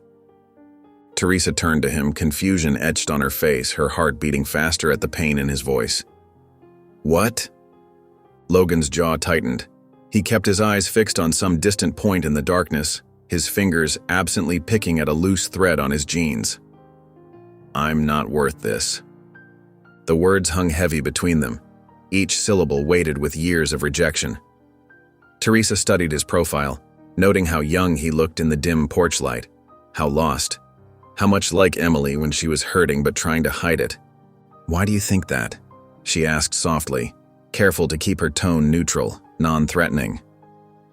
Logan shook his head, a bitter smile playing at the corners of his mouth, the expression too old for his young face. "I was never wanted. My mom made that clear." His voice caught slightly, betraying the wound beneath the words. "My dad. He didn't even remember I existed until now." He paused, swallowing hard, his Adam's apple bobbing. "And you don't need this." Teresa felt her heart crack, recognizing in his pain echoes of her own past struggles. "But I want this." Logan's hands clenched in his lap, knuckles white with tension. "You don't get it. People leave, Teresa." The words came out raw, honest, stripped of all pretense. "That's just how it is." She reached out slowly, deliberately, and placed her hand over his. His skin was cold from sitting outside so long, but she didn't pull away. "Then let me prove you wrong." Logan didn't respond. His eyes remained fixed on the stars above, but his hand stayed where it was, accepting her touch. For the first time since he'd arrived, he didn't pull away, didn't try to maintain that careful distance he always kept between himself and others. The night wrapped around them like a blanket, the silence no longer heavy but shared, filled with unspoken understanding. A gentle breeze rustled through the trees, carrying the scent of approaching autumn and stirring fallen leaves across the yard. They sat together, two souls connected by circumstance but bound by something deeper, something neither was ready to name, but both could feel growing stronger with each passing moment. The fluorescent lights of the courthouse buzzed overhead as Teresa, Logan, and Emily sat on the hard wooden bench. The courtroom's formal atmosphere pressed down on them like a heavy blanket. Teresa noticed Logan's fingers drumming against his leg, a nervous habit she'd picked up on over the past weeks. Across the aisle, David lounged in his seat, wearing an expensive suit and that familiar smirk that made Teresa's stomach turn. He barely glanced at Logan, more interested in checking his phone than acknowledging his son's presence. Emily reached over and squeezed Logan's hand. Her usually chatty demeanor was replaced by a solemn quietness that felt wrong on her young face. Logan gave her a slight nod, his jaw clenched tight. When the judge entered, everyone rose. Teresa felt her heart hammering against her ribs as she watched the older woman settle behind the bench, adjusting her glasses as she reviewed the papers before her. David's lawyer stood first, his voice smooth and practiced. "Your Honor, Mr. Carter is Logan's biological father. He has a stable home and the means to provide for his son. Blood ties should take precedence." Teresa's lawyer countered quickly. "Your Honor, Mr. Carter abandoned Logan years ago. He has made no attempt to contact or support his son. Meanwhile, Ms. Carter has provided Logan with stability, care, and a loving home environment." The judge listened carefully, her expression neutral. Then she turned her attention to Logan. "Young man, I'd like to hear from you directly." Logan slowly stood, his shoulders tight with tension. The silence in the courtroom felt suffocating as everyone waited for his response. He glanced at Teresa, who gave him an encouraging nod, then at David, who stared back with cold indifference. Logan's voice cracked. He cleared his throat and tried again. "I don't want to go with him." The words came out quiet but firm. "He left me. He didn't care what happened to me before. The only reason he's here now is because—" Logan's voice wavered. "Because he doesn't want to look bad." David made a dismissive sound, earning a sharp look from the judge. The judge studied Logan for a long moment before speaking. "Given the complexity of this situation, I'm ordering a full evaluation before making my final decision. We'll reconvene in 2 weeks. I want reports from social services, school records, and character testimonies." As they filed out of the courtroom, Logan hung back, his face pale. Teresa noticed him trembling slightly. Emily clung to his arm, refusing to let go even as they walked through the courthouse halls. "What if they don't let me stay?" Logan whispered to Teresa, his voice barely audible. The vulnerability in his tone made her heart ache. Teresa gripped his hand firmly, pouring all her determination into her touch. "Then we fight harder," she replied, her voice steady despite the fear churning in her own stomach. The three of them stood there in the bustling courthouse hallway, holding on to each other as people rushed past. They weren't just 3 separate people anymore. They were a family, even if the law hadn't caught up to that reality yet. Teresa's hands moved mechanically through the soapy water, her mind replaying the day's events. The courtroom's sterile atmosphere, David's smug expression, and most of all, Logan's quiet voice when the judge asked what he wanted. The kitchen was quiet except for the gentle clinking of dishes and Emily's pen tapping against the table. "Mom." Emily's voice broke through Teresa's thoughts. What if Logan's scared to say what he really wants? Teresa placed the plate she was washing back into the sink and turned around, drying her hands on a dish towel. What do you mean, sweetie? Emily chewed her bottom lip, staring at the blank paper in front of her. What if he thinks no one will believe him? What if they think he's lying? Without another word, Emily bent over the paper and began writing furiously. Teresa watched as her daughter's hand flew across the page, her face set in determination. Words filled line after line as Emily poured out everything in her heart. After several minutes, Emily sat up straight. Can I read it to you? Teresa nodded, pulling out a chair to sit beside her daughter. Dear Judge Wilson, Emily began, her voice clear and strong. Logan is my brother now. I know that might sound weird since we haven't known each other very long, but it's true. He helps me with my math homework and makes sure I don't forget my lunch. He always listens when I talk, even when I'm being annoying. Emily's voice wobbled slightly, but she continued. He belongs with us. He makes our family complete. When he first came, he was so quiet and scared. But now he laughs sometimes, and he even jokes with Mom. Please don't take him away. I love him, and I know Mom does too, even if she doesn't say it. By the time Emily finished reading, Teresa's cheeks were wet with tears. She wrapped her arms around her daughter, holding her close. This might help more than you know, she whispered into Emily's hair. Later that night, Teresa placed the letter on her nightstand, wondering if submitting it to the judge would make a difference. She heard footsteps in the hallway and looked up to see Logan passing by.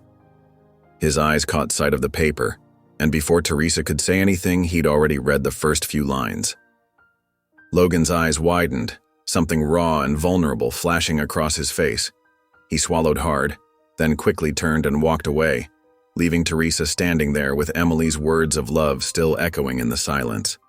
Teresa jolted awake at 2 a.m., her heart racing for no apparent reason. Something felt off. She lay still for a moment, listening to the quiet house, before sliding out of bed.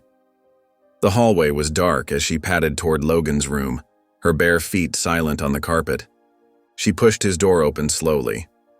Moonlight spilled across an empty, perfectly made bed. Logan? Her whisper seemed too loud in the silence. She flicked on the light. His backpack was gone. The few clothes they'd bought him were missing from the dresser. Panic rose in her chest as she rushed through the house, checking every room. Logan! Her voice grew louder, more desperate. Logan, where are you? Emily appeared in her doorway, rubbing her eyes. Mom, what's happening? Logan's gone. Teresa's voice cracked. He's not in his room. Emily's eyes widened, instantly awake. What? No, he can't be gone. They jumped into Teresa's car, still in their pajamas. The streets were empty and dark as they drove slowly through the neighborhood, scanning sidewalks and shadows. Emily pressed her face against the window, tears streaming down her cheeks. Teresa's hands shook as she called Melissa. He ran, she said as soon as her friend answered. What? When? Melissa sounded fully awake despite the hour. Where would he go? I don't know. Teresa's voice broke. We've checked everywhere. The school, the library, the park near our house. Emily suddenly gasped, sitting up straight. Mom, I know where he is. Teresa glanced at her daughter. Where? The old playground. Remember when we went there last week? That's where I first told him he was my brother. He smiled. Really smiled. For the first time.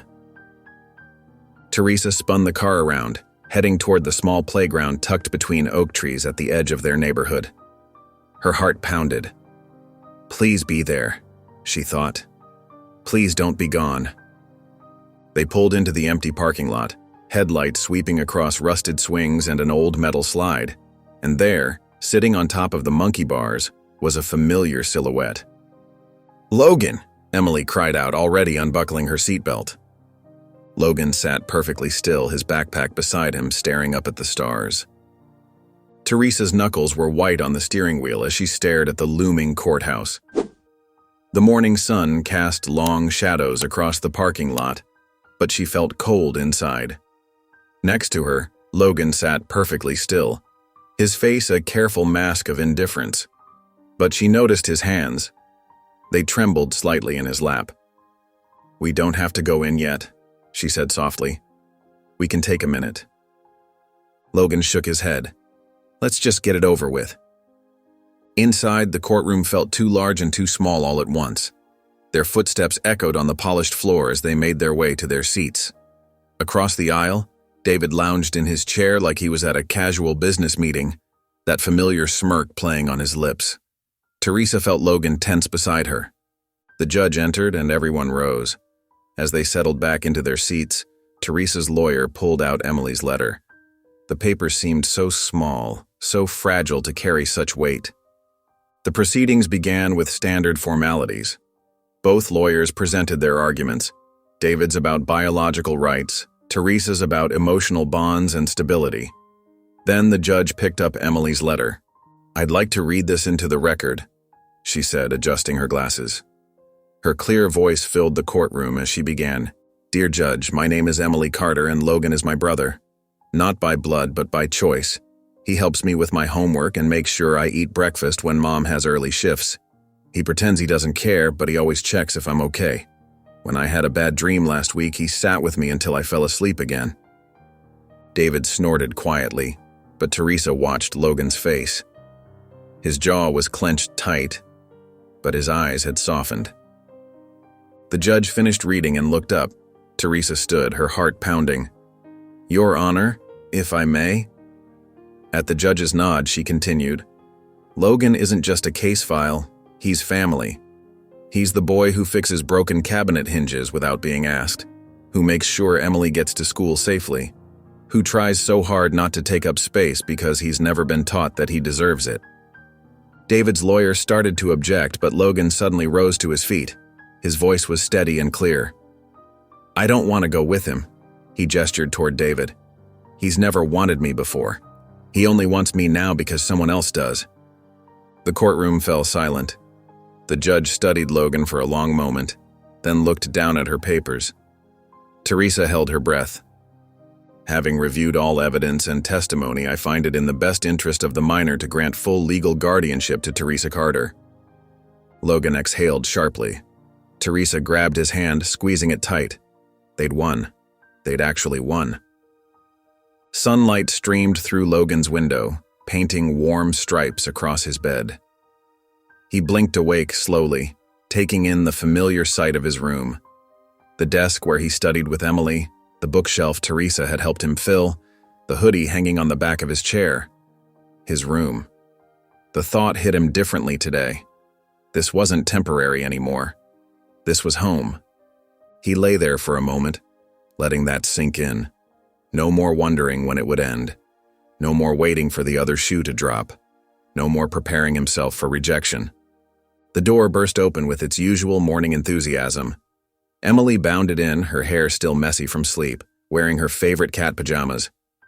"Come on," she tugged at his blanket. "You're officially stuck with us now." Her grin was infectious. Logan couldn't help but smirk, shaking his head at her antics. "Guess I could have done worse." The words came out softer than he intended, carrying more meaning than he meant to reveal. Downstairs, Teresa stood at the stove, flipping pancakes. The kitchen smelled like butter and maple syrup. She turned when they entered, her smile warm and genuine. "Good morning," she said, reaching into her pocket. "I have something for you." She held out a small silver key. It looked ordinary, but Logan's throat tightened as she placed it in his palm. "This is yours," Teresa said softly. "Your home." Logan's fingers curled around the metal, feeling its weight, its permanence.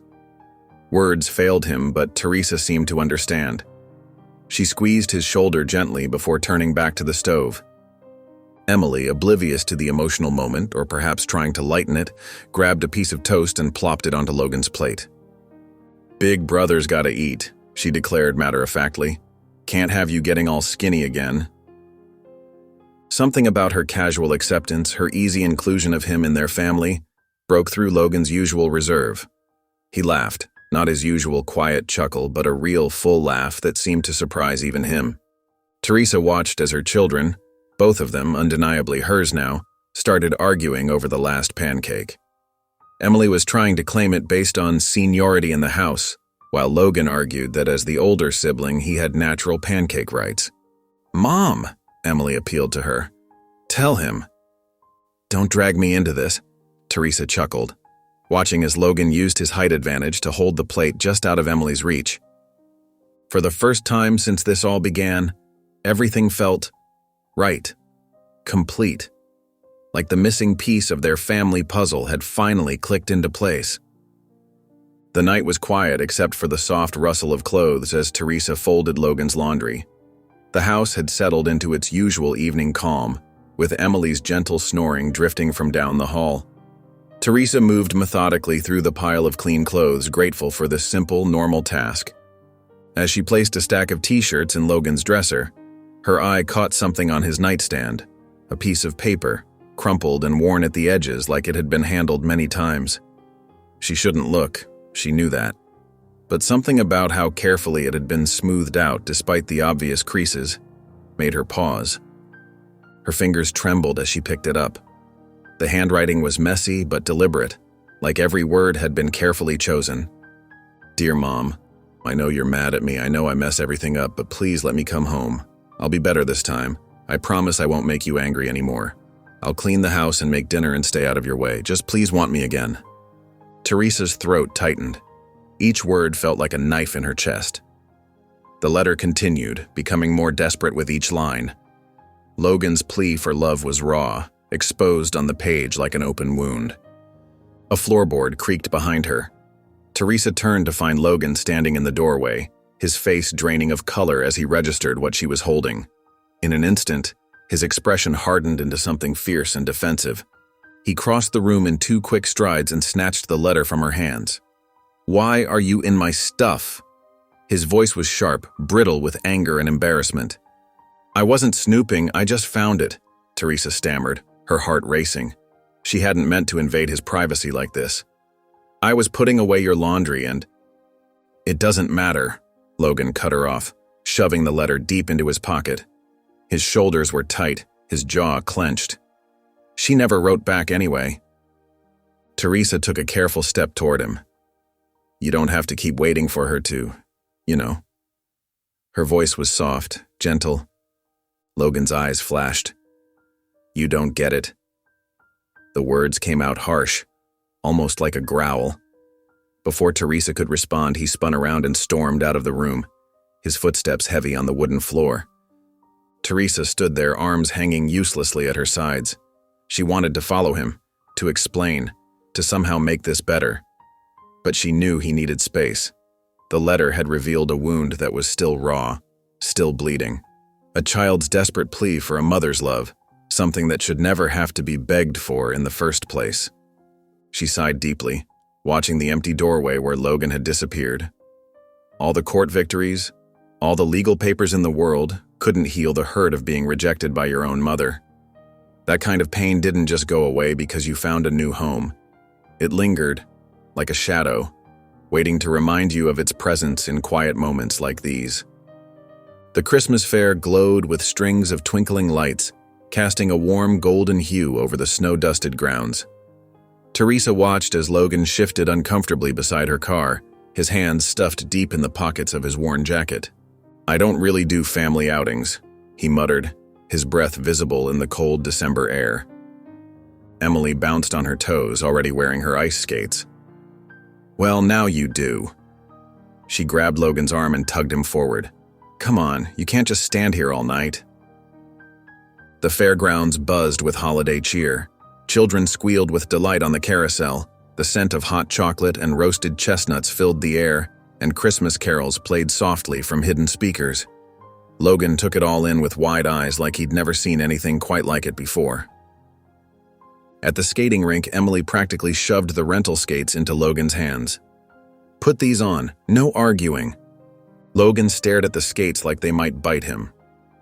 "I've never—" "Perfect time to learn," Emily declared, already lacing up her own. Teresa watched as Logan wobbled onto the ice, his legs shaking like a newborn deer. Emily glided circles around him, giggling as he gripped the railing with white knuckles. "I'm gonna fall and break something," Logan grumbled, but there was a hint of amusement in his voice. "Then fall. It's part of the fun," Emily demonstrated by purposely falling onto her bottom, laughing as she did. Logan's first attempt to let go of the railing ended with him windmilling his arms wildly before catching himself. His second attempt sent him sprawling across the ice, causing Emily to double over with laughter. "Your face," she wheezed. "You looked so surprised." To Teresa's amazement, Logan started laughing too. Not his usual quiet chuckle, but a real, genuine laugh that echoed across the rink. He pushed himself up, snow clinging to his jacket, and tried again. As Teresa watched them from the sidelines, her heart felt full. Logan's walls were coming down, one wobbly ice skating attempt at a time. "Would you like a family photo?" a photographer asked, gesturing to her professional camera.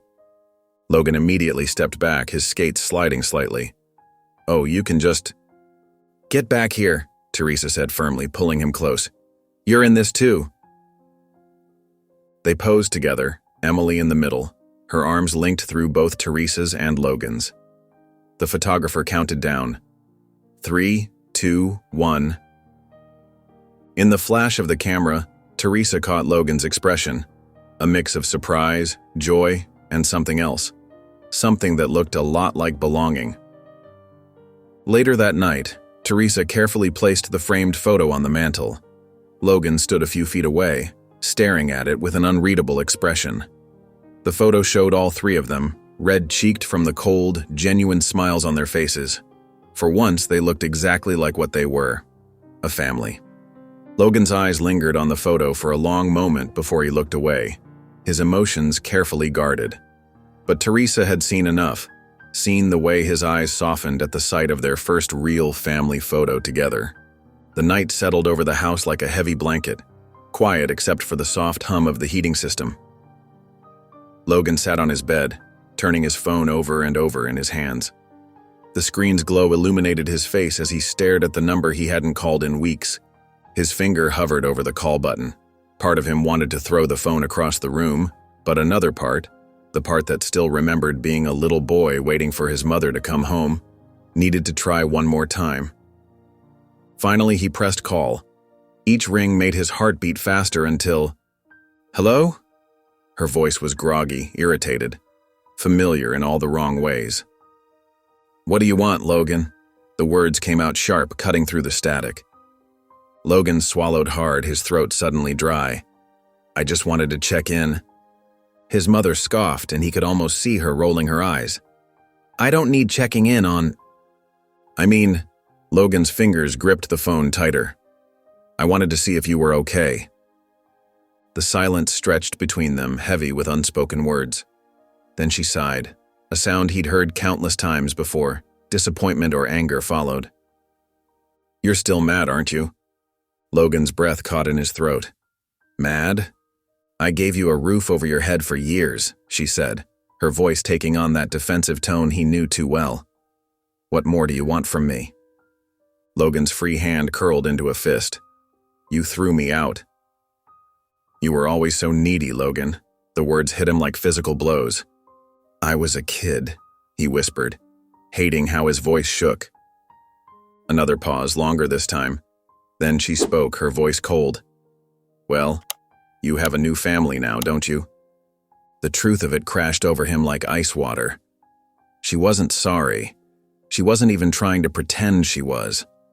All these years of making excuses for her, of believing maybe she just needed time or help or understanding, it had all been for nothing. Without another word, Logan ended the call. His hands trembled as he set the phone down. He made his way downstairs in a daze, collapsing onto the living room couch.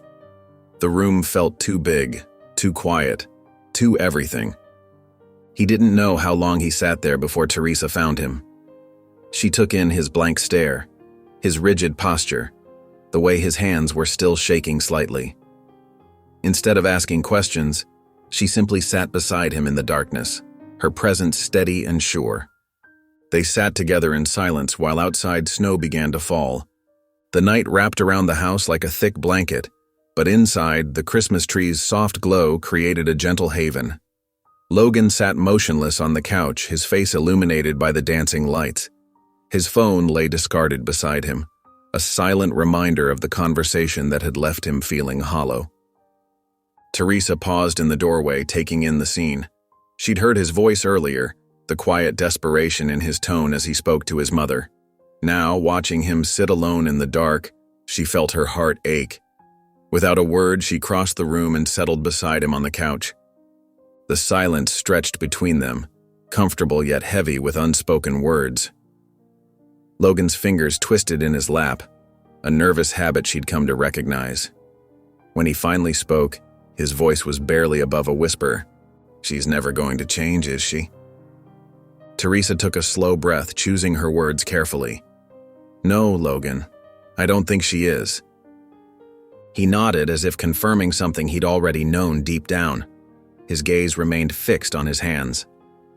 "I thought maybe, if I was good enough, if I did everything right, maybe she'd want me." Teresa felt tears prick at her eyes. This boy, who tried so hard to be perfect, who cleaned dishes and fixed cabinets and helped with homework, all in an attempt to prove his worth to someone who couldn't see it. "You were always good enough," she said softly. "She just didn't see it." Logan swallowed hard, his voice cracking slightly. "She said I was too needy." Teresa turned to face him fully, her voice firm but gentle. "You were a child, Logan. You deserved love. That wasn't your fault." His breath hitched slightly. "I don't know how to stop waiting for her to love me." Teresa reached out, covering his fidgeting hands with her own. "You start by realizing that love doesn't have to be earned. It's just given." For the first time since she'd known him, Logan didn't stiffen at her touch. Instead, he leaned into it slightly, like a plant finally turning toward the sun. The simple gesture spoke volumes about his trust in her. The moment was interrupted by soft footsteps on the stairs. Emily appeared, her hair mussed from sleep, rubbing her eyes. "Why are we having deep emotional talks without me?" Teresa couldn't help but laugh, the sound breaking through the heaviness in the room. She opened her arms, and Emily immediately joined them on the couch, snuggling into the embrace. Logan hesitated for just a moment before letting himself be pulled in too. The three of them sat there together, surrounded by the gentle twinkle of Christmas lights. Logan's shoulders gradually relaxed, and for once, he allowed himself to simply be held, to accept the love that was being freely offered. The scent of cinnamon and fresh pine needles filled the house on Christmas Eve morning. Emily bounded down the stairs, her excitement practically radiating off her. She found Logan in the kitchen and grabbed his arm, tugging him toward the bare Christmas tree waiting in the corner. "You have to help me decorate the tree," she insisted, her eyes bright. "It's tradition." Logan rolled his eyes but couldn't hide the slight smile tugging at his lips. "Do I have a choice?" "Nope." Emily grinned, already pulling out boxes of ornaments. They spent the afternoon transforming the living room into a winter wonderland. Emily took charge, directing Logan where to hang each ornament with surprising authority. When she pulled out matching Christmas sweaters, Logan's eyes widened. "No way," he protested, but Emily was already shoving the red and green monstrosity into his hands. "Come on," she pleaded. "Mom and I always wear them." Teresa watched from the doorway, trying not to laugh as Logan finally gave in, pulling the sweater over his head with an exaggerated sigh. The sight of him in the ridiculous garment, complete with a light-up reindeer nose, made her heart warm. Later, while Emily was distracted with hanging tinsel, Teresa quietly retrieved a small wrapped box from her hiding spot. She approached Logan, who was adjusting an ornament on the tree. "This is for you," she said softly, holding out the box. Logan took it hesitantly, his fingers careful as he unwrapped the paper. Inside was a delicate glass ornament, and when he turned it over, he saw his name painted in elegant script. His fingers tightened around it. "I have my own ornament?" "Of course." Emily bounced over, beaming. "It goes right next to mine." She pointed to her own name ornament, hanging proudly on a middle branch. Logan stood still for a moment, just staring at the ornament in his hands. Then, with careful movements, he hung it on the branch next to Emily's. The two ornaments caught the light, their names glinting side by side. The evening melted into a cozy blur of activity. They baked sugar cookies, flour dusting their clothes as Emily insisted on decorating each one perfectly. They piled onto the couch for Christmas movies, wrapped in soft blankets. Logan remained quiet throughout, but Teresa noticed how he didn't pull away when Emily leaned against his shoulder. Later, after Teresa tucked Emily into bed, she found Logan sitting by the fireplace, watching the flames dance. The Christmas tree lights cast soft shadows across his face. "You okay?" she asked gently. He nodded, still looking at the fire. Then, so quietly she almost missed it, he said, "This was a good day." The early morning darkness still lingered outside when Emily burst into Logan's room, her excitement practically radiating off her. "Wake up! It's Christmas!" she shouted, bouncing on the edge of his bed. Logan groaned, pulling his pillow over his head. "You're ridiculous," he mumbled, but there was no real annoyance in his voice. "Come on," Emily tugged at his arm. "Mom's waiting downstairs." Logan let himself be dragged out of bed, following Emily down the stairs where the Christmas tree lights cast a warm glow across the living room. Teresa stood in the kitchen doorway, holding 3 steaming mugs of hot chocolate, her smile soft and welcoming. "Merry Christmas," she said, handing them each a mug. Emily couldn't contain herself, practically vibrating as she pulled wrapped presents from under the tree. She thrust a small package into Logan's hands, her eyes sparkling with anticipation. Logan carefully unwrapped it, revealing a handmade bracelet with colorful beads spelling out BRO. Emily beamed at him. "Now you're officially stuck with me." A smirk played across Logan's face as he slipped it onto his wrist. "Guess I'll survive." Teresa watched them with tender eyes before reaching for an envelope on the coffee table. "This is from me," she said quietly, holding it out to Logan. His fingers trembled slightly as he took it. When he pulled out the papers inside, his whole body went still. The adoption papers felt heavy in his hands, but his heart felt lighter than ever before. You want to adopt me?" His voice was barely a whisper. Teresa nodded, her eyes glistening. "Only if you want me to." Logan's fingers tightened around the papers like they might vanish if he loosened his grip. His throat worked as he swallowed hard. "You mean it?" Emily nudged his shoulder. "Duh, we're a package deal." Logan stared at the papers for a long moment before looking up at Teresa. His voice shook as he whispered, "Yeah, I want this." Teresa pulled him into her arms, holding him tight. For the first time since he'd arrived at their door, Logan didn't hold back. He let the tears fall freely as Emily joined the hug, wrapping her arms around them both. The soft glow of Christmas lights filled the living room as Logan sat cross-legged by the fireplace, the adoption papers spread carefully across his lap. His fingers traced over the words again and again, as if making sure they were real. Outside, snowflakes drifted lazily past the window, creating a peaceful backdrop to the warmth inside. Teresa settled beside him, holding out a small wrapped box tied with a red ribbon. "One last present," she said softly. Logan took it, his hands slightly shaking. He unwrapped it carefully, lifting the lid to reveal a silver key nestled in tissue paper. His breath caught. "This is your house key," Teresa explained, her voice gentle. "Not because I think you'll leave, but because this is your home. Forever." Logan wrapped his fingers around the key, feeling its weight, both physical and symbolic. The metal was cool against his palm, but it felt like it belonged there. Words stuck in his throat. "I don't know what to say." Teresa squeezed his shoulder gently. "You don't have to say anything." Before the moment could get too heavy, Emily bounced over to the couch, grabbing Logan's arm. "Okay, last Christmas tradition." She pulled him up, grinning. "We take the world's most embarrassing family photo." "Do we have to?" Logan asked, but he was already letting her drag him along. "Yes," Emily positioned them on the couch. "It's mandatory Carter family tradition." They squeezed together, Emily in the middle. She immediately crossed her eyes and puffed out her cheeks. Logan couldn't help but smirk at her antics. Teresa laughed, shaking her head at her daughter's silliness. Teresa set up the camera timer and hurried back to join them. Everyone ready? The camera flashed, capturing the moment. Emily's ridiculous expression, Logan's genuine smirk, Teresa's warm laughter. When they checked the photo, it wasn't perfect. Emily's hair was slightly messy, Logan was mid-smirk, and Teresa was still settling into her spot. But as Logan looked at it, something warm spread through his chest. It was imperfect, messy, and chaotic.